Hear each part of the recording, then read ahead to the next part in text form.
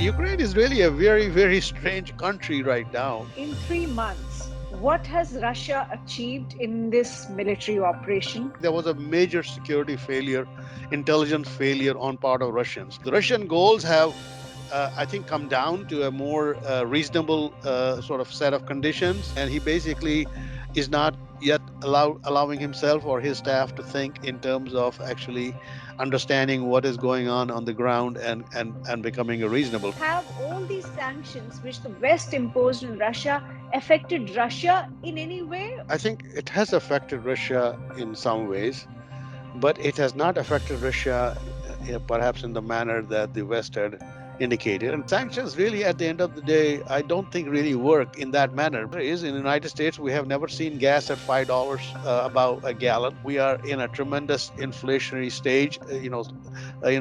Shelves are not filled with goods because we're told the supply chain is disrupted. A lot of people have differing opinion on the impact of this war on China. Chinese are not intimidated at all. Capturing the world order, new world order, is really the main goal.